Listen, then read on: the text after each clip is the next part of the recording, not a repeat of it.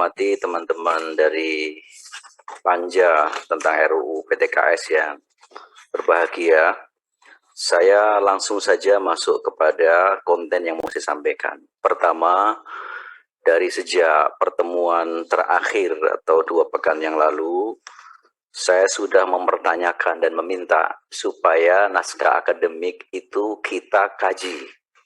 Barangnya ada atau tidak. Itu sesuai dengan Undang-Undang Nomor 12 tahun 2011.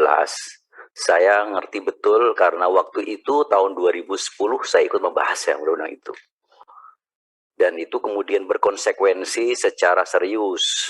Sebab ketika NA itu tidak kita adakan dan tidak kita lakukan, suatu hari akan bisa di judicial review.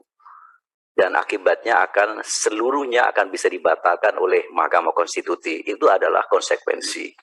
Makanya saya memberikan perhatian itu.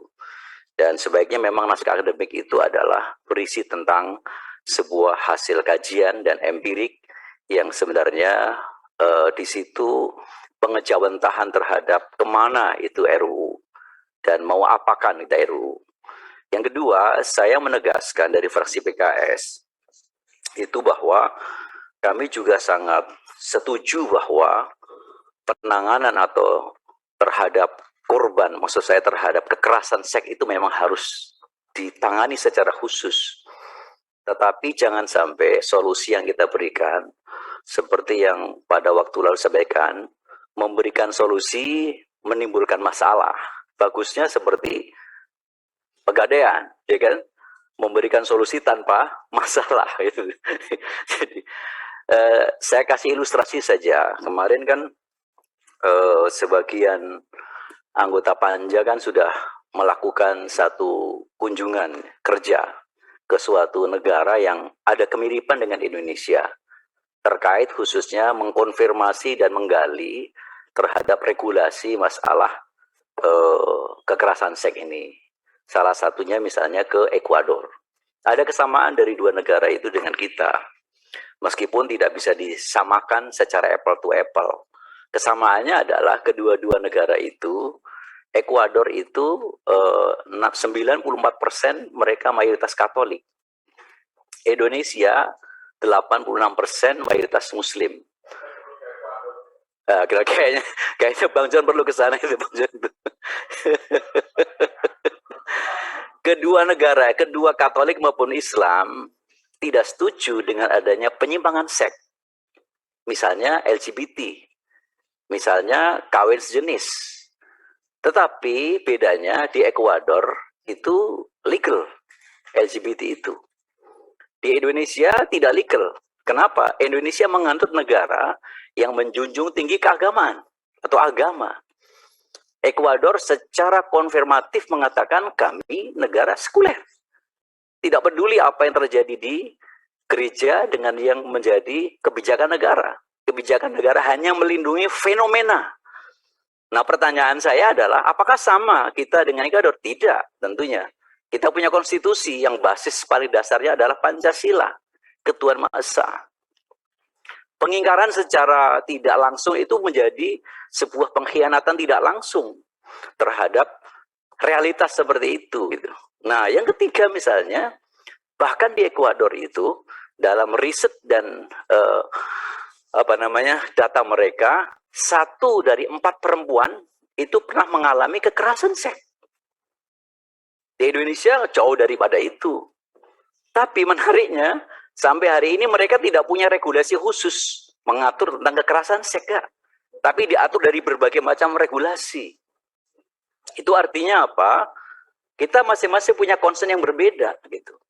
Jadi jangan sampai kemudian melampaui daripada situasi. Kami sangat prihatin dan kami sangat senang dan kami sangat setuju bahwa penyimpangan-penyimpangan seks atau kekerasan terhadap seks khususnya yang kemudian bertentangan dengan agama itu harus kemudian ditindak gitu. Nah, oleh karena itu bahkan sampai misalnya fakta yang ada di sana ketika mereka dalam rangka untuk menjaga hak dan serta keluarga mereka, usia perkawinan mereka sama dengan kita. Tapi untuk usia yang kemudian 14 tahun 15 ya, 15 tahun, 14 tahun. Itu boleh dengan persetujuan orang tua. Gitu. Ini menunjukkan betapa sebenarnya di suatu negara yang memang demikian luar biasa gitu. Nah, kita jangan sampai kemudian menjadi sesuatu yang pudar dan segala-galanya. Hanya karena fokus satu, akhirnya substansi paling dasar kita hilangkan. Apa itu? Saya mengusulkan pada waktu yang lalu, di buruh penimbang B itu, bahwa kekerasan seksual merendahkan harkat, martabat, dan merusak keseimbangan hidup manusia, serta mengganggu keamanan dan ketentraman masyarakat. Ada yang lebih mendasar dari itu, bertentangan dengan agama.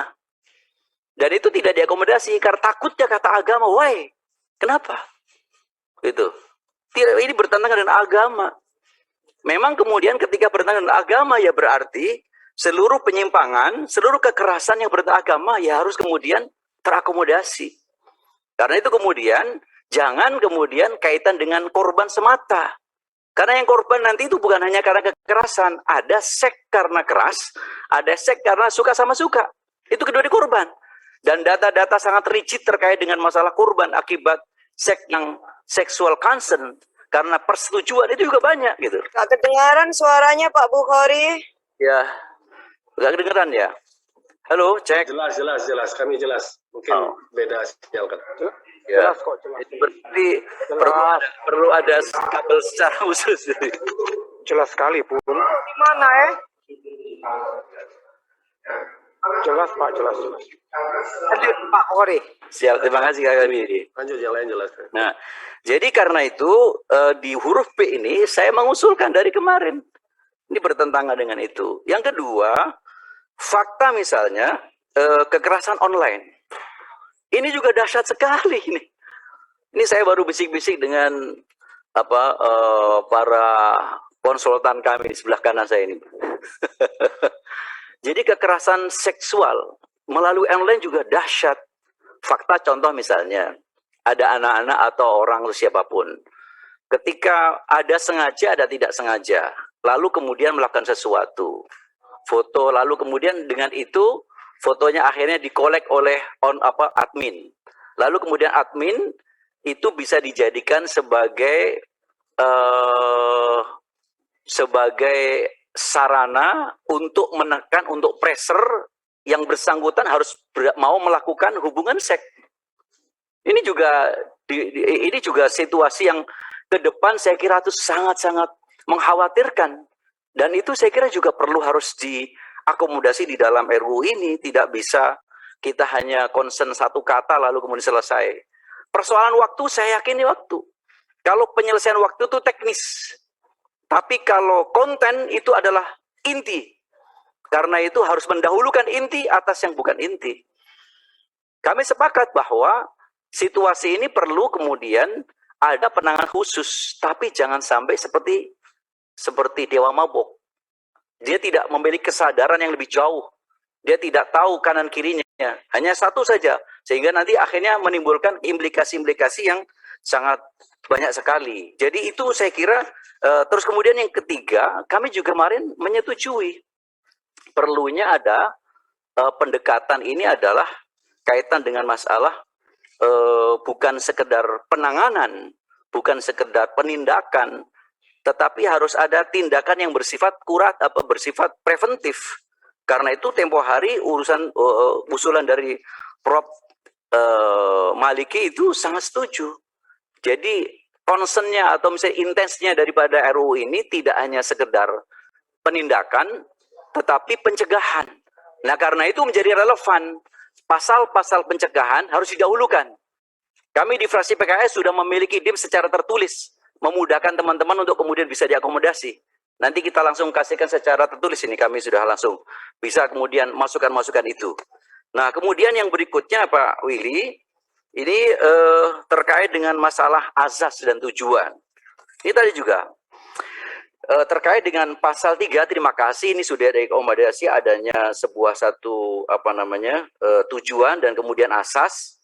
Maka pasal 2 terkait dengan asas ini juga, kalau kemudian pasal B bahwa kekerasan seksual itu tidak sekedar merendahkan martabat manusia, tetapi dia bertentang agama, harusnya kemudian di pasal 2 dimasukkan asas keimanan ketakwaan. Kenapa asas keimanan ketakwaan? Itu sudah masuk di berbagai macam undang-undang. Jadi diksi itu sudah masuk dalam undang-undang, bukan kemudian sekedar barang baru. Termasuk kemudian tujuan di sini, tidak hanya sekedar mencegah segala bentuk, misal di pasal 3 huruf A, mencegah segala bentuk kekerasan seksual, tetapi mencegah segala bentuk kekerasan seksual dan penyimpangan, termasuk penyimpangan seksual. Karena penyimpangan seksual ini adalah bertentangan dengan nilai-nilai budaya kita. Termasuk kemudian di dalam pasal 2, selain asas keimanan ketakwaan, asas budaya ketimuran. Karena budaya timur berbeda, sangat-sangat berbeda situasinya dengan budaya orang barat. Saya kira itu sementara itu Bapak Ibu sekalian, mohon maaf. Kalau kemudian, yang terakhir pasal 5 nih. Pasal 5 saya kira ini untuk mengkonfirmasi bahwa niat baik kita di pasal 5 ini tercapai, saya mengusulkan perlu ada pasal penyeimbang. Karena di sini memang berpotensi multitafsir ya. Setiap orang yang melakukan perbuatan memaksa orang lain menggunakan alat kontrasepsi dengan kekerasan atau ancaman kekerasan, penyalahgunaan kekuasaan, penyesatan, penipuan, membuat atau memanfaatkan kondisi tidak berdaya sehingga orang itu tidak dapat memberikan persetujuan secara bebas yang dapat membuat kehilangan fungsi produksinya dan seterusnya. Ini supaya jawaban TA tadi itu niat baiknya itu terkonfirmasi, saya mengusulkan perlu ada pasal penyeimbang. Apa pasal penyeimbangnya? Yaitu potensi yang kemudian muncul jika kemudian itu dilakukan dengan suka sama suka. Maka itu perlu dimasukkan pasal itu. Termasuk bahwa sebuah satu tindakan kekerasan yang diakibatkan suka sama suka. Karena itu yang terakhir saya mengusulkan di flowchart yang kemudian TA kemarin sampaikan itu sudah mengutip banyak juga dari rancangan KUHP.